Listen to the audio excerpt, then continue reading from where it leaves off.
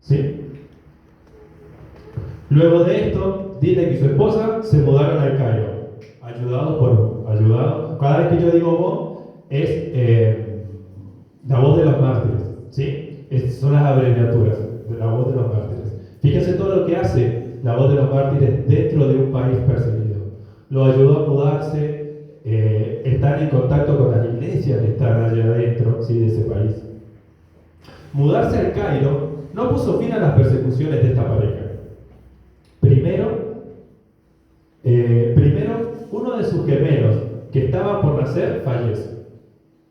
¿Sí? A causa del movimiento, del apuro, del no tener alimentos y demás, enfermedades. Bueno, ustedes conocen el trasfondo de lo que es vivir en un país de África, la falta de recursos que tienen. No solo alimenticios, sí de la prevención de enfermedades, de medicamentos, de agua, y no solo agua que abren una canilla y es agua limpia, el agua que toman, cuando toman, es terrible.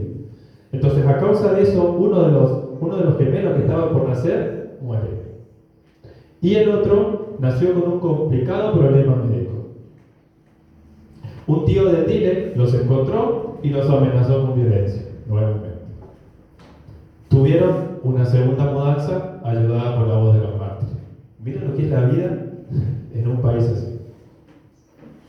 En el año 2020, vamos 10 años más adelante, durante la pandemia, Dilek perdió su trabajo en un restaurante, pero como una bendición oculta, tuvo más tiempo para su función en el equipo de liderazgo de una iglesia sudanesa local. 10 años después de que uno de sus hijos falleciera, 10 años después de que su hijo naciera con problemas médicos grandes, Dilek no renunció.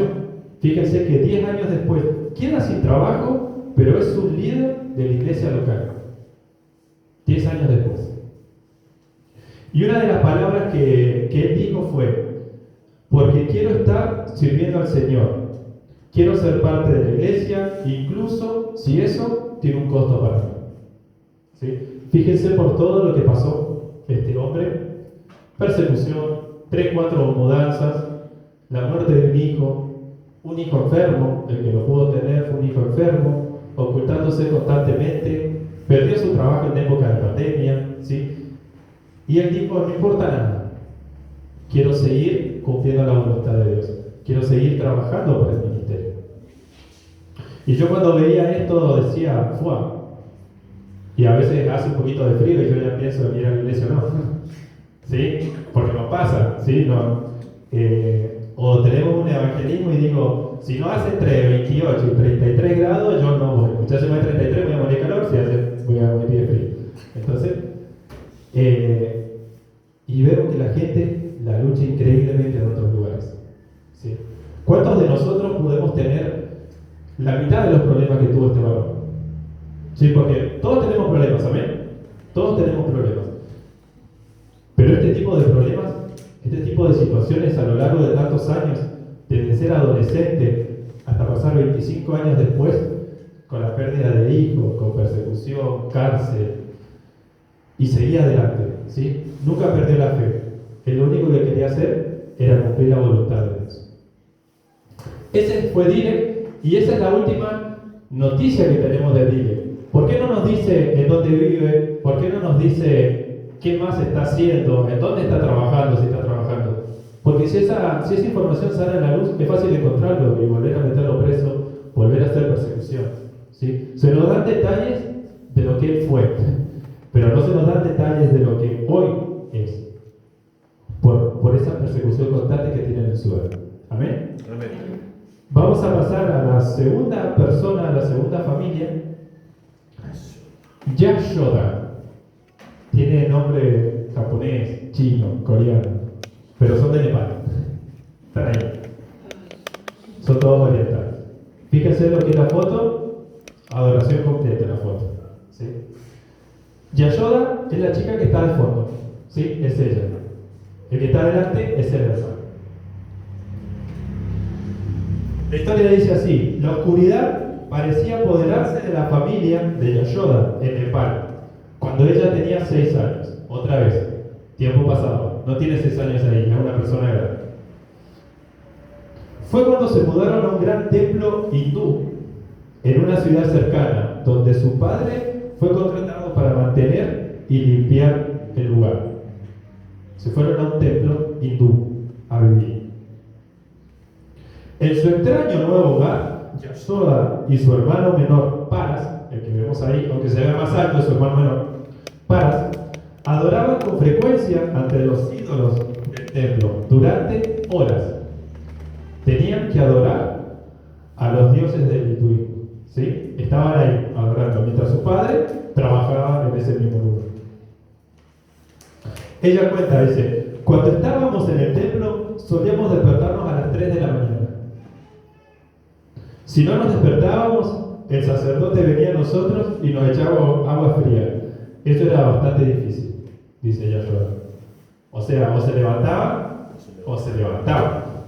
¿No había querés? No había querés. Era te levantás. Así pasaron 2 años viviendo en ese templo. Mientras su padre trabajaba, ellos como niños quedándose en el lugar. Y compartiendo las costumbres y creencias, ¿sí? 2 años después, volvieron a su pueblo, ¿sí? Volvieron a su pueblo. El padre ya presentaba convulsiones y temblaba tan violentamente que a veces derribaba cosas. Yashoda empezó a repetir el comportamiento de su padre y su hermano Paras también enfermó. Consecuencias de los 2 años estando en ese templo.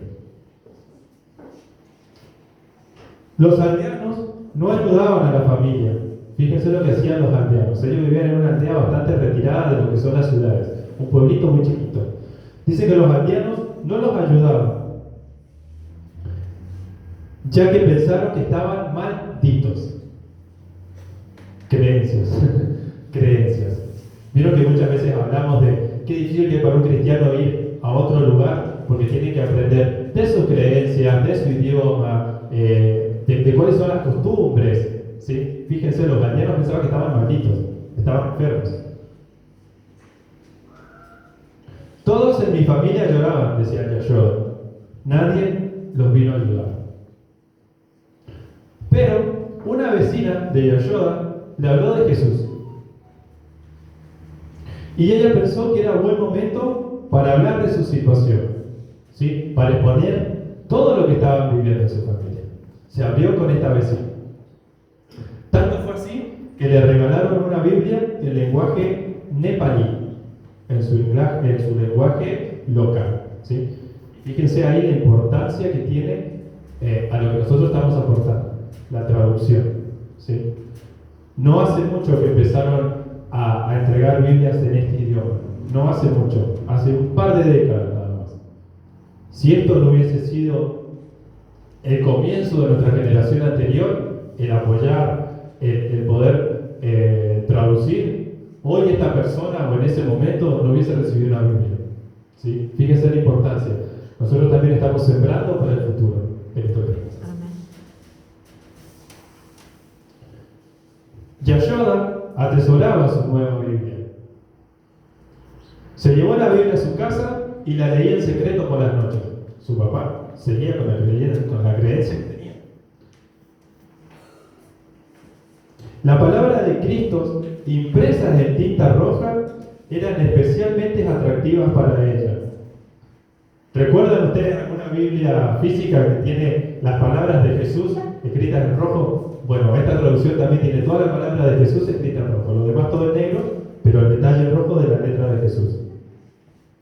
Después de leer las palabras de Jesús en Mateo 6, que dice: no os afanéis por el día de mañana, porque el día de mañana traerá su afán. Ella decidió poner su fe en Cristo. Después de leer Mateo 6, ella decidió poner su fe en Cristo. Entendió, el Espíritu Santo le mostró que el Dios verdadero y real no era ese en el que habían estado en ese templo por 2 años, sino que era Cristo. ¿Sí? Cuando veía la condición de mi padre, dice esta chica, no sabía cómo podíamos resolver sus problemas. Y al leer estos versículos, me di cuenta de que solo Dios resuelve nuestros problemas. Solo Él es nuestra fuerza.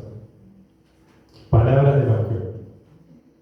2 meses después de haber empezado a concurrir a la iglesia, ella se animó a pedir ayuda a sus hermanos. ¿Sí? Después de 2 meses, decidió pedir ayuda a los demás hermanos que estaban con ella en la iglesia. Y todos la apoyaron. ¿Qué hizo la familia? La familia de la fe la apoyó. Meses después, su familia la acompañó a la iglesia, su padre y su hermano. Comenzaron a alejarse de los sacerdotes hindúes y comenzaron a creer verdaderamente en Dios y buscar ayuda en la medicina a sus enfermedades. El padre de Yashoda empezó a mejorar y su hermano tuvo un milagro de sanidad. Amén. De estar completamente enfermos los tres, tanto así que el pueblo les dijo: están malditos y ni siquiera los vamos a mirar, a tener una transformación en menos de un año, a que su hermano tuvo una sanidad divina, a que su padre empezó a mejorar y a que los tres pudieron llegar a la iglesia y creer en Dios. Fíjense la transformación en tan poco tiempo que Dios hizo en esa familia. Amén.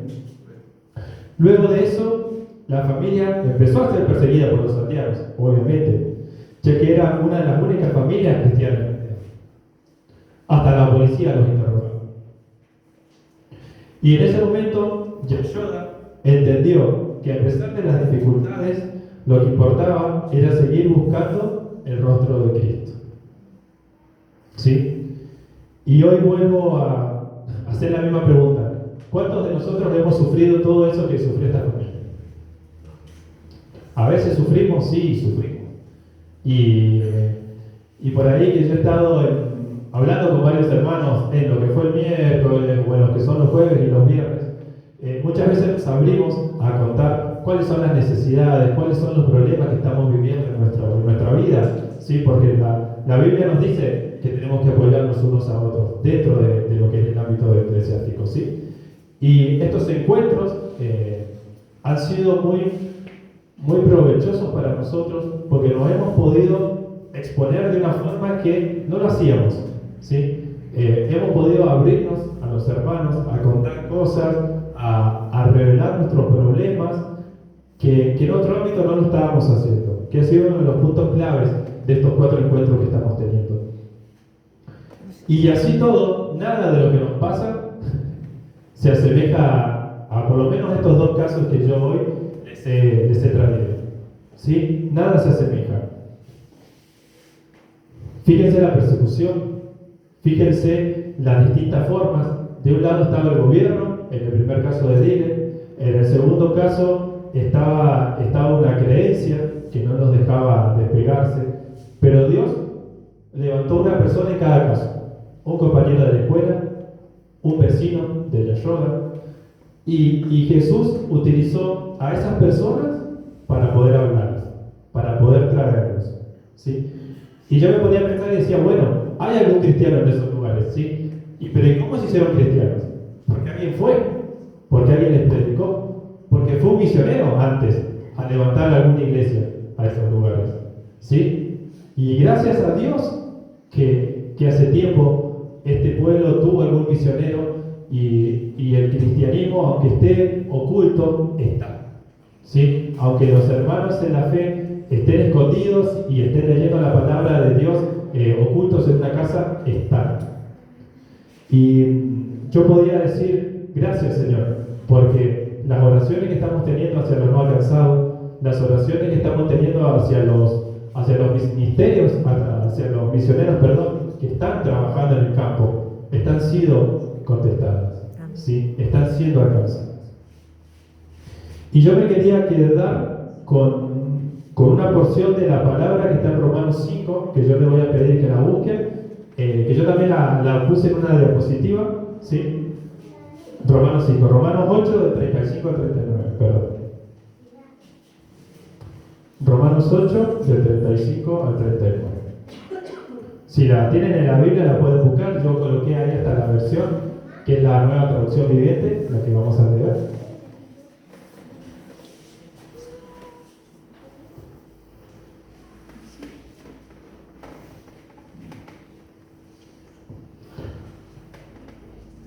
a poner la nueva traducción viviente, así todos leemos lo mismo. Y vamos a leer todos juntos, ¿amén? ¿Encontraron? Amén. Amén. Quien alcance a leerlo en la pantalla lo puede leer en la pantalla. 35 dice: ¿acaso hay algo que pueda separarnos del amor de Cristo? ¿Será que Él ya no nos ama si tenemos problemas o aflicciones?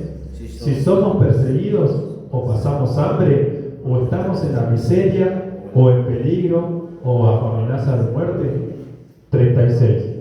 Como dicen las Escrituras, por tu causa nos matan cada día, nos tratan como ovejas en el matadero. 37. Claro que no. A pesar de todas estas cosas, nuestra victoria es absoluta por medio de Cristo, quien nos amó. 38.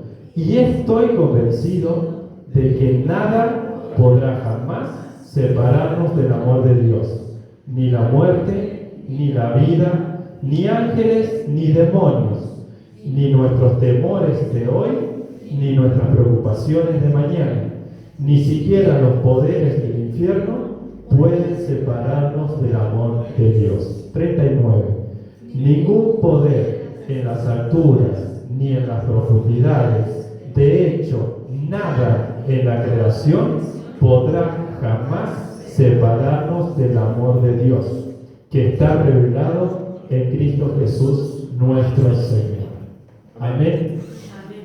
Después de leer todas estas complicaciones que tienen nuestros hermanos en la fe, yo decía: Señor, ¿es necesario tanto sufrimiento? Sí, porque es la pregunta que como personas nos hacemos. ¿Es necesario? Y Dios decía: no hay nada que nos pueda separar de Él, ¿sí? Y yo podría comparar, ¿cuál es lo más alto? ¿O el Creador o alguna creación? ¿Qué tiene más poder?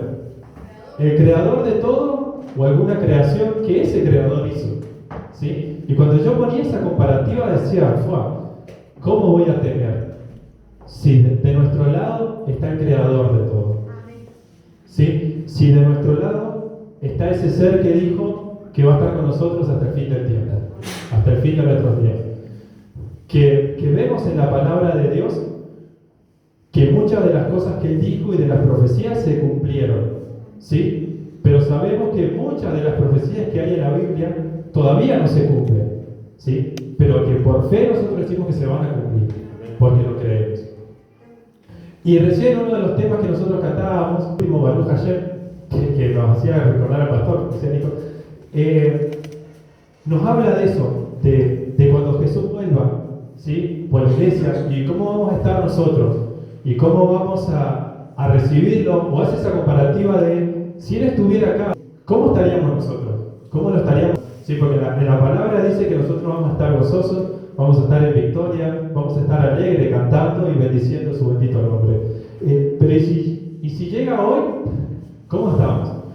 Porque yo entiendo que tenemos problemas, que tenemos dificultades en la vida, pero el gozo no lo podemos perder nunca, ¿sí? Porque sabemos que todos esos problemas, todas esas dificultades que hoy hay en la tierra y que hay en nuestra vida, ya fueron vencidas por Jesús.